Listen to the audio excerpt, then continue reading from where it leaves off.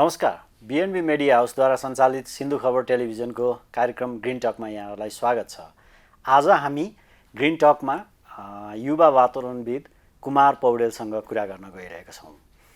कुमारजी, तपाईँ सिन्धुपाल्चोकमा जन्मेर त्यो गाउँदेखिको यहाँको अध्ययनको यात्रा र सँगसँगै यहाँ चाहिँ क्याम्ब्रिज र अक्सफोर्डसम्मको तान्नु भएको छ। कतिपयलाई त्यो अलिकति कसरी सम्भव भयो भन्ने पनि लाग्न सक्छ।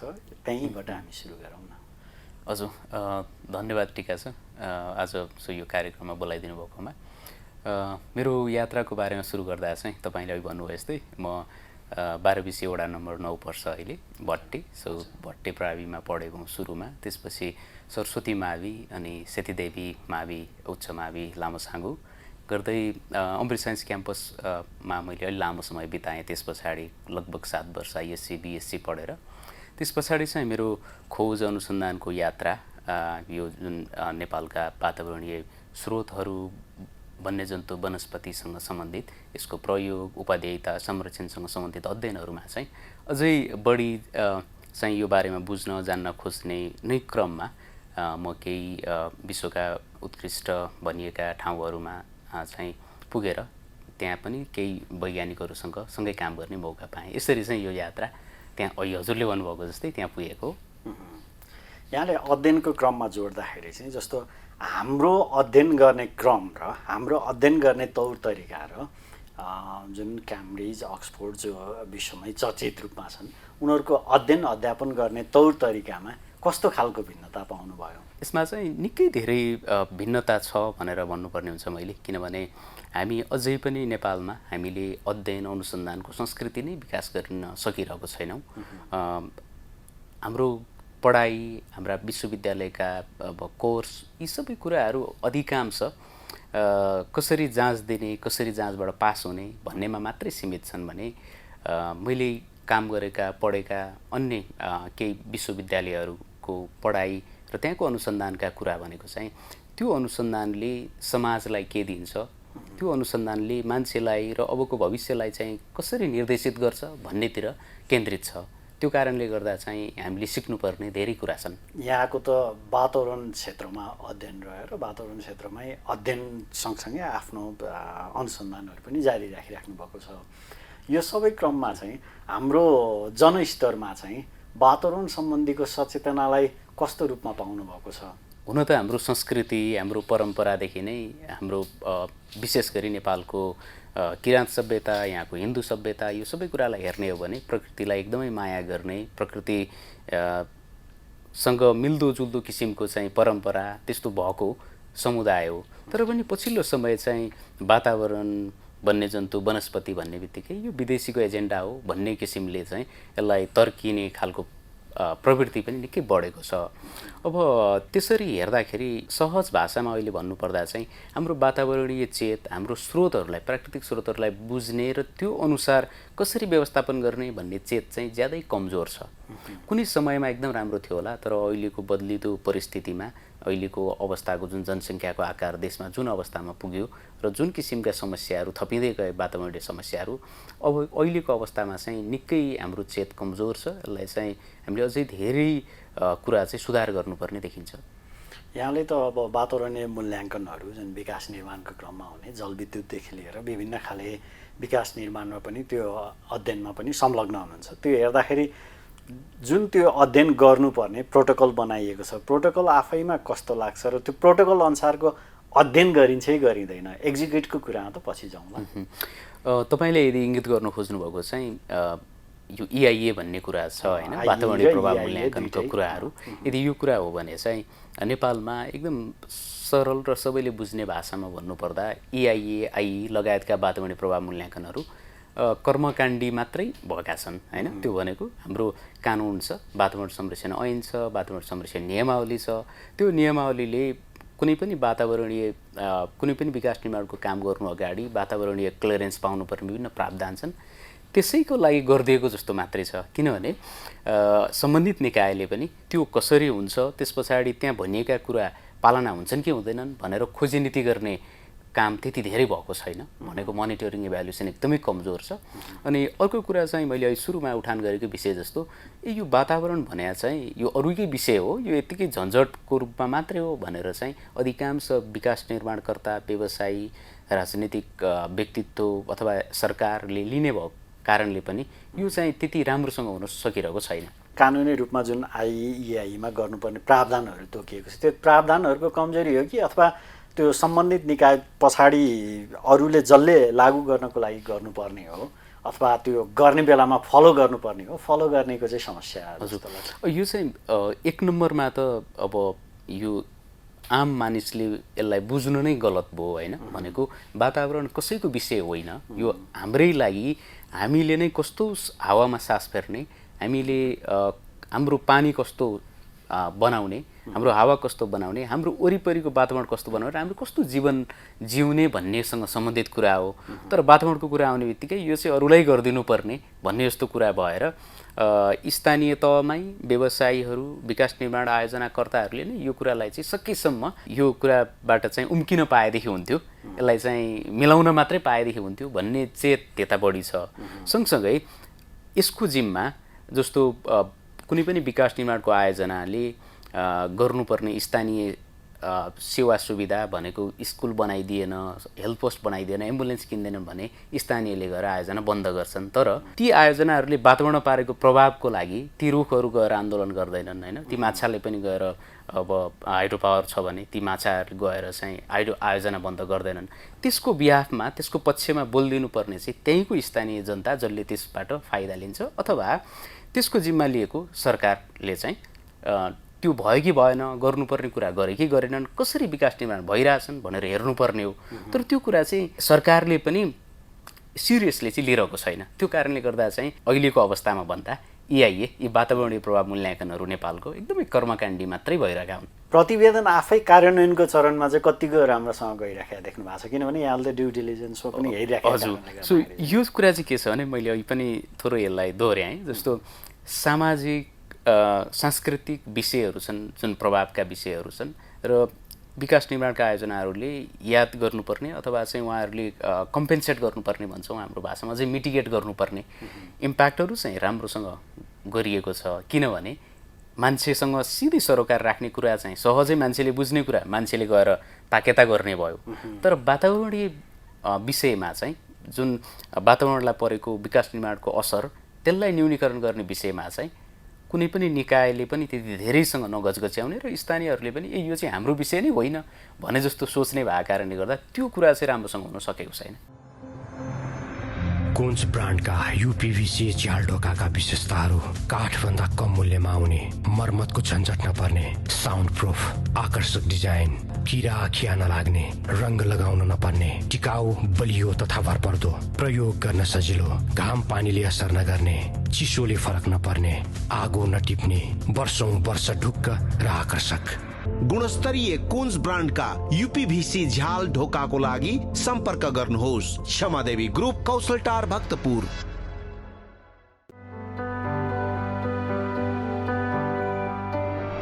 नरम र उच्च गुणस्तरको नेपालमा नै उत्पादित AP टिस्यु पेपर। नेपाली उत्पादनलाई माया गरौँ, AP टिस्यु पेपर प्रयोग गरौँ। अरनिको पेपर इन्डस्ट्रिजको एक उत्कृष्ट उत्पादन। औ लाखे नाति, हौ नाति, हौ बाजे, कता हिँडेको गजबको भएर? अनि ब्ल्याक हर्सको जुत्ता लगाएपछि गजबको देखिँदैन त? ए हो र, मेरो पनि ब्ल्याक हर्स जुत्ता त हो। त्यही भएर बाजेलाई पनि गजबको देखिरहेछ नि। हौ त्यो बाउ चाहिँ के भएको तेरो? नाना थरी जुत्ता लाएर गुटुङटुङ हिँडिरहेको छ, त्यसलाई सम्झेर मैले यहाँ जुत्ता ल्याइदिएको छु। यी बाजेदेखि नातिसम्म, 1914 देखि अहिलेसम्म इमान, इज्जत र प्रेस्टिज भएकोले लाउने जुत्ता यही हो, ब्ल्याक हर्स।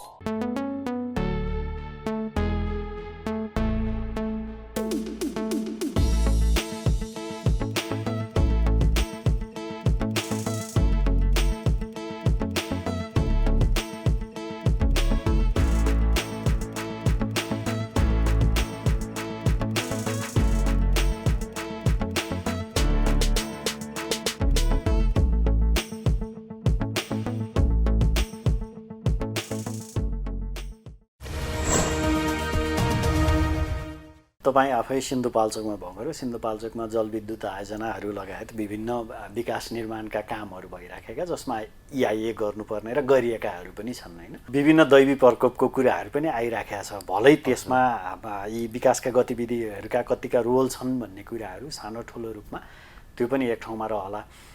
यो सबैसँगै रहेर हेर्दाखेरि त्यहाँका निर्माण भइराखेका आयोजनाहरू तिनीहरूले चाहिँ कतिको पालना गरिराखेको पाउनु भएको छ आफ्नै स्थानीय सन्दर्भमा जाउँ भनेर। हजुर, सो यो कुरा चाहिँ अब स्पेसिफिक सिन्धुपाल्चोकको रूपमा भन्दा पनि अधिकांश देशभरिको अवस्था सो यो ओपन सेक्रेट भन्छन् नि, ओपन सेक्रेट जस्तै छ।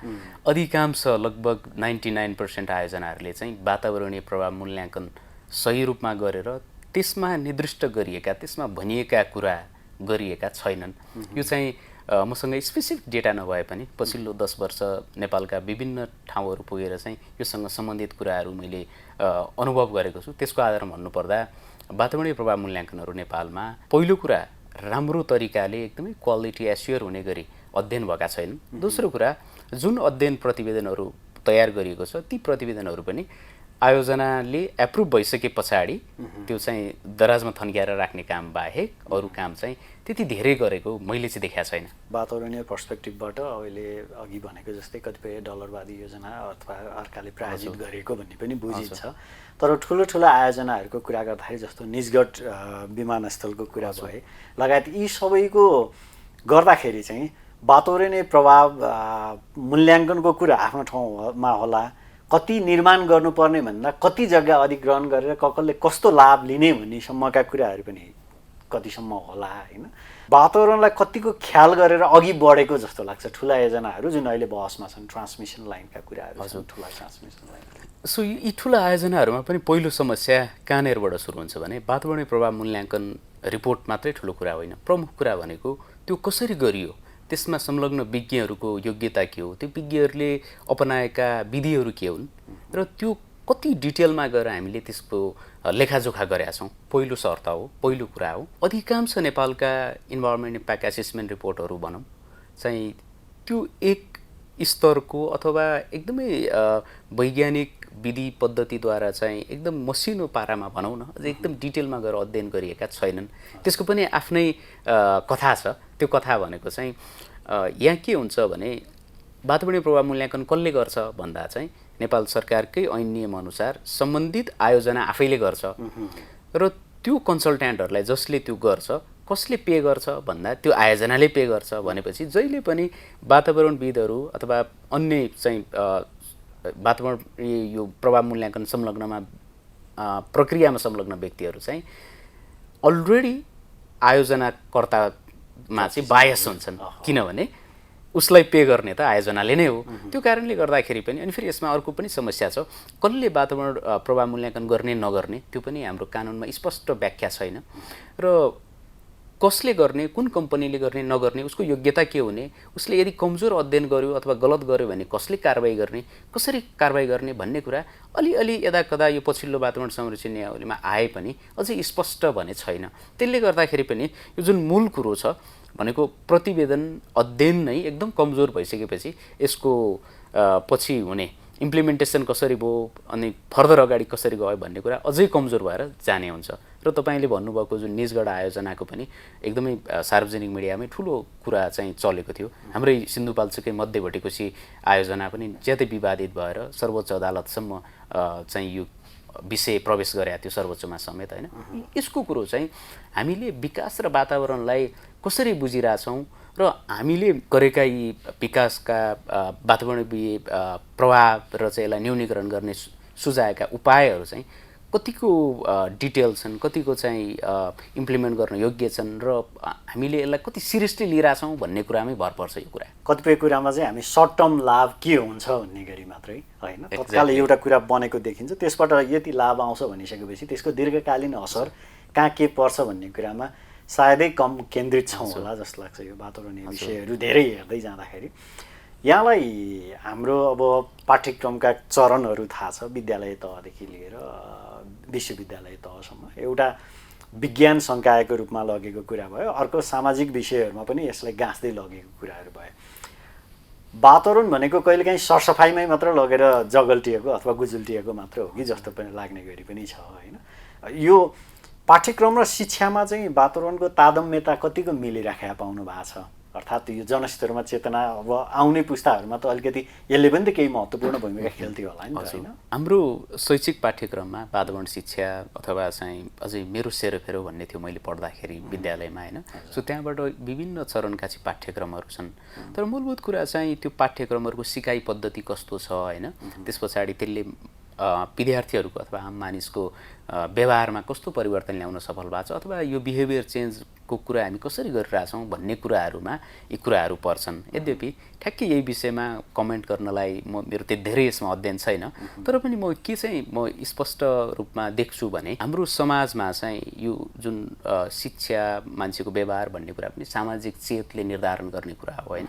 र यो सामाजिक राजनीतिक हाम्रो समाजको चेत कस्तो हो भने हामी चाहिँ के राम्रो बनाउने भन्नेतिर लागिरहेको छैनौँ कि हामी कसरी यो राम्रो बनाउने भन्नेमा लागेका छैनौँ, हामी कसरी राम्रो देखाउने भन्नेमा लागिरहेछौँ कि। जस्तो तपाईँले पछिल्लो समय स्थानीय सरकारहरूले प्रदेश सरकार अथवा केन्द्र सरकारले गरेका कामहरू यसो झट्ट हेर्नुभयो भने सिन्धुपाल्चोकमै अथवा अन्य जिल्लामा भने कहाँ भ्यू टावर बनाउने डाँडामा होइन, कहाँनिर चाहिँ अब विभिन्न किसिमका स्विमिङ पुलहरू बनाउने अथवा कहाँ गेट बनाउने, कहाँ फर्सीको काउलीको चाहिँ स्ट्याचु बनाउने होइन। सो यस्तो किसिमको कहाँ चाहिँ खेलकुद मैदान अथवा कभर हल बनाउने होइन भनेको मैले यी गलत चाहिँ भन्नु खोजेँ होइन, तर यो कुरामा हामी केन्द्रित छौँ। आवश्यकता थियो कि थिएन भन्ने। अब यसमा कुरा के हो भने हामीले अब हाम्रो समाजले के सोचिरहेछ भने डाँडामा भ्युटाहरू भइदियो, तल पौडी खेल्ने ठाउँ भइदियो होइन, त्यहाँ चाहिँ गाउँ छिर्ने ठाउँमा ठुलो 50 लाख खर्च गरेर बनाइदिएको गेट भइदियो भने चाहिँ समाज समृद्ध हुन्छ, समाज समृद्ध हुन्छ भने देखिन्छ भन्नेमा चाहिँ हाम्रो सामाजिक चेत त्यहाँनिर छ। तर हामीले के हेरिरहेको छैनौँ भने कसरी चाहिँ समाज समृद्ध बनिन्छ, हाम्रो समाज विज्ञान भनौँ न होइन, समाजको विकासक्रमको चेत के हो भन्ने कुरामा चाहिँ हामीले राम्रोसँग ध्यान दिन सकेका छैनौँ। र यो कुरा चाहिँ एउटा तह एउटा विषयमा मात्रै नभएर हाम्रो समाजको हरेक कुरामा व्याप्त छ। जस्तो उदाहरणका लागि कतिपय एकदम बौद्धिक भनेका मानिसहरूलाई पनि कसरी हुन्छ बौद्धिक देखिने भनेर होइन, चाहे टियुबाटै हुन्छ कि अथवा इन्डियाबाट पिएचडी किनेर ल्याएर डक्टर देखिने हो कि होइन, अथवा कसरी के देखिने भन्नेमै ध्यान केन्द्रित हुन्छ। तर के चिज बिर्सिरहेको हुन्छ भने हामी ज्ञान कसरी उत्पादन गर्ने, ज्ञान उत्पादन गरेर चाहिँ कसरी हामी विज्ञ बनिने भन्ने कुरामा चाहिँ मान्छे त्यो कुरामा चाहिँ इग्नोर गरिरहेको हुन्छन् होइन। अधिकांश हाम्रो समाज चाहिँ ठ्याक्कै यो कुरामा कसरी समाज राम्रो बनाउने भन्दा पनि कसरी राम्रो देखिने भन्नेमा चाहिँ हामी रुलमुलिरहेको छौँ। हामी एउटा रचनात्मक खालको समाज निर्माण गर्ने भन्दाखेरि पनि देखावटी खालको समाज निर्माणमा चाहिँ धेरै गइराखेको छौँ। यसमा समस्या कहाँबाट जस्तो लाग्छ? समस्या चाहिँ हाम्रो समग्र शिक्षा प्रणाली नै हो कि अथवा यो अहिले राजनैतिकको एउटा सङ्क्रमणकालीन समय छ नि, यो समय मात्र नै हो जस्तो लाग्छ? यो चाहिँ हामीले अलि लामो टाइम स्केलमा हेर्नुपर्ने हुन्छ होइन। हाम्रो समाजमा शिक्षा औपचारिक शिक्षा कहिलेबाट सुरु भयो, त्यस पछाडि यो क्रम कसरी अगाडि बढ्या छ, हाम्रो सभ्यता के हो र यो बिचमा आएका विचलनहरू के हुन् भनेर यसरी एकदम लामो स्केलमा 200-400 वर्षको स्केलमा कम्तीमा पनि हामीले हेर्नुपर्ने हुन्छ यो कुराको लागि चाहिँ होइन। जस्तो नेपाली समाजमा हामीले औपचारिक शिक्षा विश्वविद्यालय बनाएकै कति नै वर्ष भएर होइन। सो हामी अहिले 78 सालमा छौँ, केही चाहिँ हाम्रो 7-8 दशक मात्रै त भयो औपचारिक शिक्षामा हामी गएको।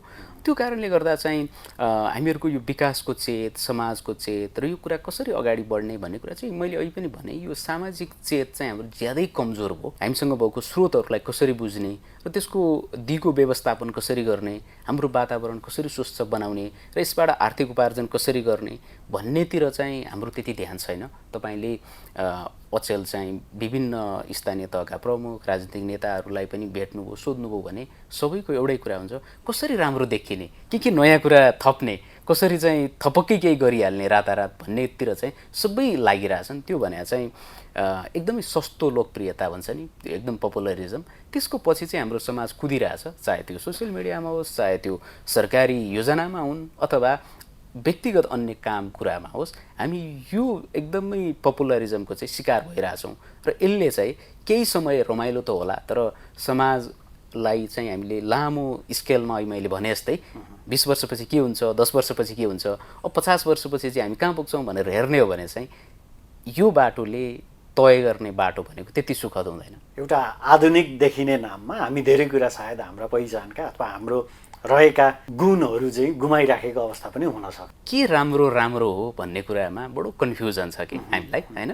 के राम्रो चाहिँ राम्रो हो, के राम्रो गर्दा चाहिँ राम्रो हुने हो भन्ने कुरामा बडो कन्फ्युजन, अब नजानेको भन्ने कि नबुझेको भन्ने कि, होइन?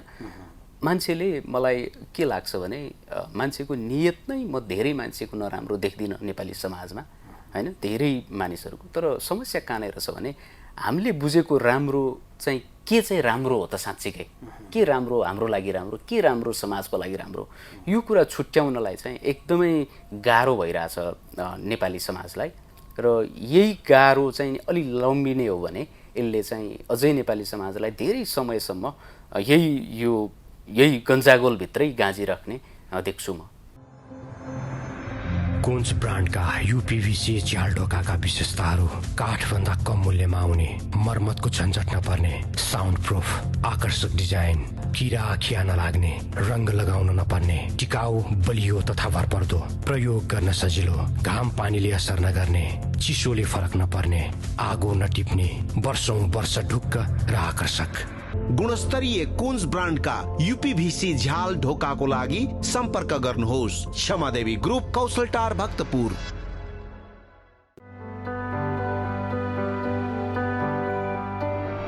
नरम र उच्च गुणस्तरको नेपालमा नै उत्पादित एपी टिस्यु पेपर। नेपाली उत्पादनलाई माया गरौँ, एपी टिस्यु पेपर प्रयोग गरौँ। अरानिको पेपर इन्डस्ट्रिजको एक उत्कृष्ट उत्पादन। औ लाखे नाति, हौ नाति, हौ बाजे, हौ कता हिँडेको गजबको भएर? अनि ब्ल्याक हर्सको जुत्ता लगाएपछि गजबको देखिँदैन त? ए हो र, मेरो पनि ब्ल्याक हर्स जुत्ता त हो। त्यही भएर बाजेलाई पनि गजबको देखिरहेछ नि। हौ त्यो बाउ चाहिँ के भएको तेरो?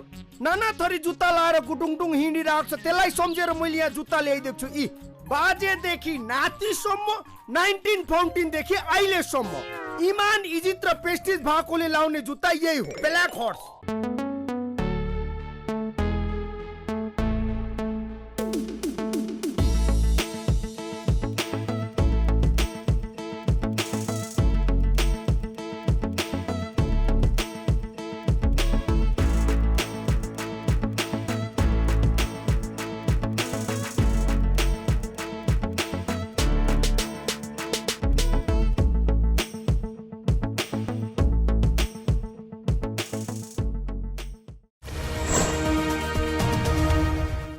हामीले देखिराखेका छौँ अहिले चाहिँ अब गैँडाको शिकारमा पनि धेरै कमी आएको छ।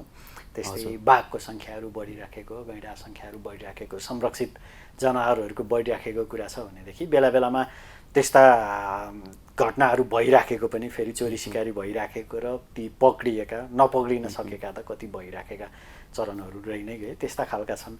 यसमा चाहिँ अहिलेको अवस्था चाहिँ पहिलाबाट सुधार भएको देखिन्छ समाचारहरूको आधारमा, तर वास्तविक रूपमा यहाँहरूले गरिराखेको अध्ययन अनुसार चाहिँ कस्तो पाइन्छ?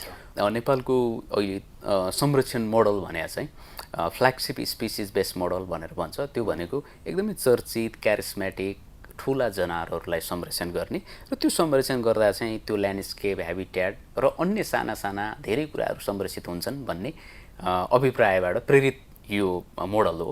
यसमा नितान्तै रूपमा गैँडा, बाघ, हात्ती जस्ता ठुला जनावरहरू जहिले अगाडिपट्टि आउँछन् र यी विषयमा नेपालले केही राम्रो काम पक्कै गरेको छ। बाघको सङ्ख्या दोब्बर पार्ने कुरा होस्, गैँडाको सङ्ख्या बढाउने कुरा होस्, यसका चोरी सिकारी नियन्त्रण गर्ने कुरा होस्, यो कुरा चाहिँ निकै नेपालले राम्रो गरेको छ। तर संरक्षण भनेको यति मात्रै होइन। संरक्षणको मुख्य कुरा चाहिँ अब जस्तो नेपालले राम्रो गरेको कुरामा सामुदायिक वन लगायत अन्य पछिल्लो समयको हाम्रो नेपालको इमिग्रेन्ट चाहिँ धेरै मानिसहरू विदेश जाने कुराहरू, यो कुराले गर्दा चाहिँ फरेस्ट कभरै बढेर लगभग आधी देशै जङ्गलको अवस्थामा पुगेको छ, होइन? यी राम्रा काम भएका छन्। तर यो सँगसँगै अब हामीले सोच्नुपर्ने कहाँनिर छ भने, ठिक छ हामीसँग जङ्गल त छ, तर त्यो जङ्गलमा के छ? सबै हरियो, सबै रुख मात्रै भनेर हामीले बुझेर भएन। के हुन् ती केलाई हामीले जोगाउने, केलाई चाहिँ हामीले दिगो रूपमा प्रयोग गर्ने र त्यसबाट आर्थिक उपार्जनमा चाहिँ कसरी त्यसलाई कन्भर्ट गर्ने र अब यी स्रोतहरू र मान्छे बिचको सम्बन्ध कस्तो हुने भविष्यमा अनि यो विषयमा चाहिँ त्यति धेरै हाम्रो काम हुन पाइरहेको छैन र संरक्षणको ओभरअल कुरा गर्दा हामीले सधैँ गैँडाको सङ्ख्या बढ्यो अथवा बाघको सङ्ख्या बढ्यो भन्दैमा चाहिँ यी संरक्षणले अब देशमा निकै ठुलो योगदान पुर्याउँछ भनेर सोच्न सकिने चाहिँ छैन। यस्तै भइराख्दाखेरिको अवस्थामा चाहिँ अब हामीले केही अझ लोप हुने चरणमा पुग्न सक्ने खालका केही जनावरहरूको पहिचान हुन सकेको अवस्था छ कि अथवा कुनै बोट बिरुवाहरू लगायतको? हजुर, यसमा यस्तो छ, कतिपय नेपालका कतिपय बोट बिरुवाहरू त पहिचानका क्रममै छन्, कतिपय पहिचान नहुँदै लोप हुने अवस्थामा पुगेका छन् होइन। अझ हामी सिन्धु खबरमा सिन्धुपाल्चोक स्पेसिफिक भएरै कुरा गर्दा सिन्धुपाल्चोक पनि चाइनिज पेङ्गोलिन भन्छन्, सालकको चाहिँ one of the prime habitat हो नेपालकै, विश्वमै यो चाहिँ लोप हुन लागेको स्पिसिज हो। सिन्धुपाल्चोकका धेरै क्षेत्रहरूमा यसको एकदमै ठुलो राम्रो हेबिट्याट छ।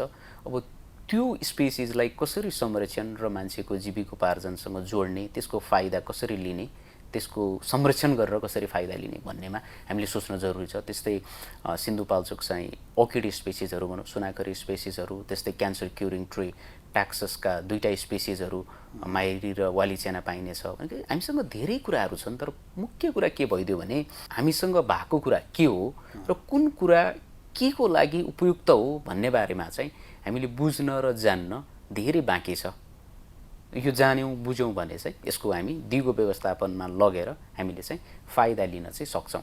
हामीले यो बारेमा स्थानीय सरकारहरूसँगै मिलेर केही गर्न सकिने सम्भावनाहरू कतिको देखिन्छ? अब अधिकांश अधिकार, अधिकांश स्रोत स्थानीय सरकारसँग छ अहिले।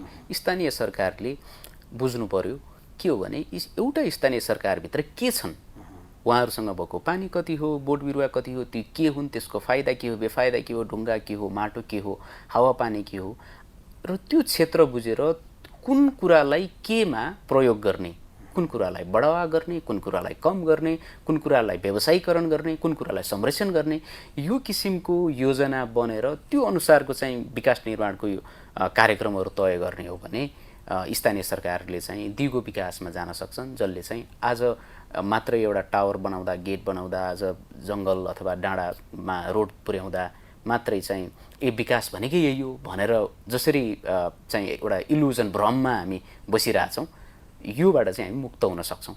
यही वातावरणसँगै सम्बन्ध रहेर गर्दाखेरि जलवायु परिवर्तनका धेरै खाले असरहरूबाट हामी प्रताडित भइराखेकै अवस्था छ। अहिले अब नसोचेको अवस्थामा ब्रेमाथाङबाट जुन एउटा आएर मेलम्चीमा त्यो वितरणा भयो, त्यो कसैले कल्पना गरेको भन्दा परको कुरा थियो। यस्ता कुराहरू भौगर्भिक कुराहरूमा, भौगर्भिक बनोटको कुराहरूमा पनि लगेर सीमित गरिन्छ। तर यसमा आगामी दिनमा हामीले न्यूनीकरण गर्न सकेको लागि हामीले गर्न सक्ने, व्यक्तिले गर्न सक्ने भूमिका पनि होला नि त, अरूलाई दोष दिने भन्दा होइन। व्यक्तिको तौरबाट चाहिँ के कस्ता कामहरू गर्न सकिएला भन्ने लाग्छ स्थानीय सरकार र व्यक्तिको तर्फबाट चाहिँ? सो यो किसिमको अहिले तपाईँले उठान गर्नुभएका कतिपय विषयहरू चाहिँ व्यक्तिगत रूपमा भन्दा पनि कलेक्टिभ हिसाबमा समाज, एउटा कम्युनिटी, स्थानीय सरकारबाट उठ्नुपर्ने विषयहरू हुन्छन्। यद्यपि व्यक्तिले गर्न सक्ने भन्ने कुरा चाहिँ आफू वातावरण संरक्षणप्रति प्रतिबद्ध हुने, आफूले वातावरणमा नराम्रा हुने, नकारात्मक असर पर्ने काम नगर्ने, र सँगसँगै एउटा व्यक्तिले आफूले गर्नुपर्ने काम मात्रै राम्रो गर्ने भनेर सुख पाउँदैन। किनभने तपाईँले आफ्नो मात्रै घर सफा गरेर चाहिँ तपाईँको घरमा पहिरो नआउने, बाढी नआउने भन्ने होइन होइन, अथवा तपाईँको घर सफा हुँदैमा तपाईँले फेर्ने सास हावा चाहिँ सफा हुने भन्ने होइन। चाहिँ यो कुरा चाहिँ व्यक्तिले के पनि गर्नुपर्ने हुन्छ भने उसले चाहिँ उस बसेको समाज, उसको स्थानीय सरकार अथवा ऊभन्दा माथिल्ला तबकाका चाहिँ अधिकारीहरूलाई चाहिँ ताकेता गर्ने, खबरदारी गर्ने र यो विषयमा अझै चाहिँ बुलन्द आवाज उठाउने जिम्मेवारी पनि चाहिँ एउटा व्यक्तिले लिनुपर्ने हुन्छ। अनि मात्रै चाहिँ हामी यो, किनभने यो साझा समस्या हो, यो साझा इफोर्टबाट मात्रै यो समाधान गर्न सक्छौँ। अब यो पुस्तान्तरण भइराखेको छ, अध्ययन अनुसन्धानको क्रमहरू जारी छ, विभिन्न नतिजाहरू आइराखेका छन्, त्यसको कार्यान्वयनहरू भइराखेको छ, र यो सबै हुँदै जाँदाखेरि वातावरण संरक्षणको सन्दर्भमा र भोलिका दिनमा यसमा पर्न सक्ने प्रभावहरू र त्यसलाई न्यूनीकरणहरूलाई लिँदाखेरि चाहिँ भावी दिनहरू कस्तो देख्नुहुन्छ यहाँले वन्यजन्तु संरक्षण लगायतको क्षेत्रमा? अहिलेको समग्र वस्तुस्थिति र प्रगति भइराखेको अवस्था हेर्दाखेरि कस्तो खालको होला भन्ने अपेक्षा गर्न सकिन्छ? म यो संरक्षणको हिसाबले म धेरै आशावादी छु। नेपाल हामी जुन फरेस्ट कभर हामीले मेन्टेन गरेका छौँ, जुन किसिमका स्पिसिजहरूको चाहिँ कन्जर्भेसनका लागि हामीले विभिन्न राष्ट्रिय अन्तर्राष्ट्रिय इफोर्टबाट, स्थानीय तहको इफोर्टबाट, एकदमै स्थानीय समुदायहरूको संलग्नताबाट जे जति हामीले गरिरहेको छौँ, यो कुराहरूले चाहिँ अझै भविष्यमा अझै बढी यो बारेमा जानेर अझै बढी स्थानीय समुदायलाई संलग्न गराएर यी वातावरणीय समस्याहरूलाई चाहिँ हामी कम्तीमा पनि न्यूनीकरण गर्न सक्छौँ अथवा हामीसँग भएको स्रोतलाई जोगाएर यसबाट स्थानीय तवरमा अथवा राष्ट्रिय तवरमा फाइदा लिन सक्छौँ भन्नेमा आशावादी छु। तर मात्र एउटा शर्तमा, त्यो भने चाहिँ हामीले हाम्रो सामाजिक चेत, हाम्रो वातावरणीय चेत निकै सुधार्न जरुरी छ। हस्, समय र संवादको लागि यहाँलाई धेरै धेरै हस्, धन्यवाद तपाईँलाई पनि।